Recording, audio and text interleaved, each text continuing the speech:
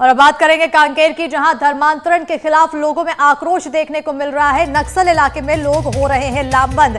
ईसाई धर्मावलंबियों के प्रवेश पर रोक लगाई गई है। सुलगी गांव में लोगों ने नो एंट्री का बोर्ड लगाया। 20 गांव के लोगों ने बैठक कर फैसला लिया और अब तक 8 गांवों में नो एंट्री के लग चुके हैं बोर्ड। धर्मांतरण के खिलाफ लगातार गांवों में विरोध देखने को मिल रहा है। तो ये कांकेर से बड़ी जानकारी सामने आई है, जहां पर धर्मांतरण को लेकर लोगों की तरफ से आक्रोश व्यक्त किया गया। 2 तस्वीरें दिखा रहे हैं आपको। नक्सल इलाके में लोग लामबंद हो रहे हैं। ईसाई धर्मावलंबियों के प्रवेश पर रोक लगाई गई है।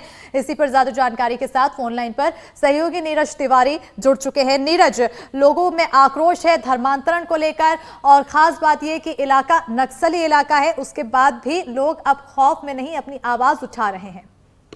ये देखिए, बिल्कुल जिस तरह से पूरे बस्तर इलाके में जो है धर्मांतरण के मामले लगातार सामने आते रहे हैं, और चाहे वो नारायणपुर हो, दंतेवाड़ा हो या फिर कांकेर क्यों ना हो, लगातार इस तरह के विवादास्पद मामले हो रहे हैं, जिसमें किसी की मौत हो जाने के बाद उसे मिट्टी मुरुम करने नहीं देना, इस तरह की बातें भी सामने आ रही है और लगातार विरोध भी हो रहे हैं। ग्रामीण इलाकों में लोग इसका विरोध भी कर रहे हैं और बोर्ड भी लगा रहे हैं। ये जो ताजा मामला है, ये दरअसल एक कोयली बेड़ा है, सोलंगी गाँव वहां का है, और इस इलाके में जो है वहां के लगभग 20 गाँव के लोग उस इलाके में पहुंचे थे और वहां पर बड़ी बैठक हुई। उन्होंने ये निर्णय लिया है कि अपने गांव में वो किसी तरह से पादरी या पास्टर को या जो ईसाई धर्म के जो धर्मावलंबी जो होते हैं उनको घुसने नहीं दिया जाएगा। ये उनकी बातें हैं और इस बात को लेकर उन्होंने अपने गांव के बाहर और चारों ओर जो है बोर्ड लगाया है। इस तरह से कांकेर जिले में लगभग 8 गांवों में बोर्ड लगाए गए हैं और 8 गांवों में बोर्ड लगाकर ईसाई समुदाय के जो लोग होते हैं, फादर फास्टरी होते हैं, उनको अपने गांव में घुसने पर पूर्णतः प्रतिबंध लगा दिया गया है। उनका कहना है कि इससे हमारे गांव की संस्कृति सभ्यता बिगड़ रही है, क्योंकि आदिवासी बहुल इलाका है,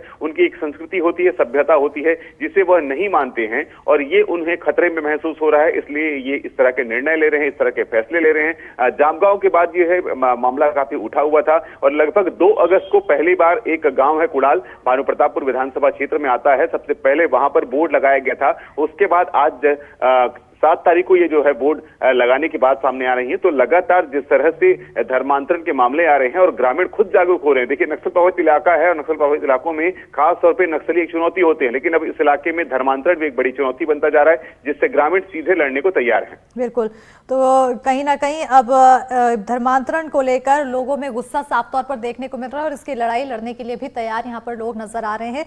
देखना होगा कि फिलहाल लोगों के गुस्से के बाद आगे कार्रवाई क्या कुछ होती है। बहुत शुक्रिया तमाम जानकारी देने के लिए नीरज।